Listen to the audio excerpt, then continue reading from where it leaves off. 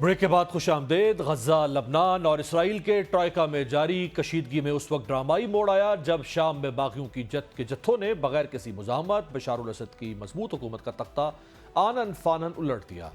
چنانچہ اب یہ سوال اٹھ رہا ہے کہ اس ڈرامائی تبدیلی سے دمشق زوال پذیر ہوا ہے یا پھر آزاد ہو گیا ہے۔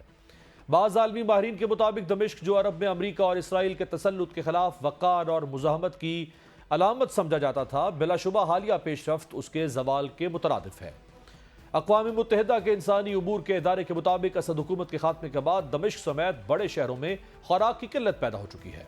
ادلب اور حلب میں 27 نومبر سے 9 دسمبر کے درمیان روٹی کی قیمت میں 900% جبکہ مرغی کی قیمت میں 119% اضافہ ہوا۔ کچھ مبصرین کا کہنا ہے کہ اس میں کوئی دو رائے نہیں کہ شام میں باغیوں کی فتح سے امریکہ، اسرائیل، ترکیہ اور سعودی عرب کو بڑی کامیابی حاصل ہوئی ہے، جبکہ یہ روس، ایران اور فلسطین کے لیے دھچکا ہے۔ اس پیش رفت کے مشرق وسطیٰ پر گہرے اثرات مرتب ہوں گے۔ دوسری جانب مشرق وسطیٰ کی تیزی سے بدلتی صورتحال اور شام میں ابتر حالات دیکھ کر نیتن یاہو انتظامیہ کی رال ٹپکنے لگی ہے۔ اسی لیے صہیونی فورسز نے غزہ اور لبنان کی طرح اب شام پر بھی حملے تیز کر دیے ہیں۔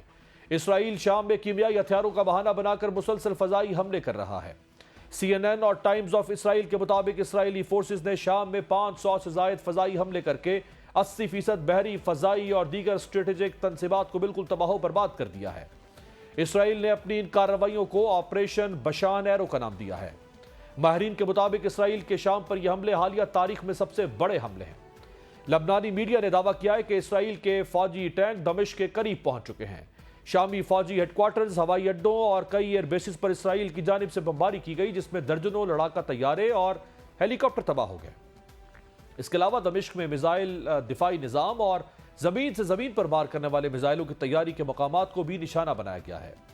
اسرائیلی وزیر اعظم بنجامن نیتن یاہو نے دعویٰ کیا ہے کہ اسرائیلی فورسز شامی علاقے میں تقریباً 400 مربع کلومیٹر غیر فوجی بفر زون کو کنٹرول کرنے کے لیے آگے بڑھ رہی ہیں۔ شام اور اسرائیل کے زیر کنٹرول گولان کی پہاڑیوں کے درمیان بفر زون کو 1973 کی مشرق وسطیٰ کی جنگ کے بعد اقوام متحدہ نے قائم کیا تھا، جبکہ اس وقت بھی تقریباً 1100 فوجیوں پر مشتمل اقوام متحدہ کی فورس اس علاقے میں گشت پر موجود ہے۔ یاد رہے کہ اسرائیل اب بھی گولان کی پہاڑیوں پر کنٹرول رکھتا ہے، جسے اس نے 1967 کی مشرق وسطیٰ کی جنگ کے دوران شام سے قبضے میں لیا تھا اور بعد میں اس کا الحاق کر لیا گیا تھا۔ یہ ایک ایسا اقدام تھا جسے زیادہ تر عالمی برادری نے تسلیم نہیں کیا۔ دوسری طرف اسرائیل اور حزب اللہ نے تقریباً 1 سال تک جاری رہنے والی جنگ کے بعد گزشتہ ماہ کے آخری ایام میں سیز فائر پر اتفاق کیا تھا، لیکن اس کے باوجود اسرائیلی فورسز لبنان پر مسلسل حملے کر رہی ہیں۔ تاہم حزب اللہ کی جانب سے بھی بھرپور مزاحمت جاری ہے، جس کا واضح ثبوت یہ ہے کہ چند روز قبل جنوبی لبنان میں لڑائی کے دوران اسرائیل کے 4 فوجی مارے گئے۔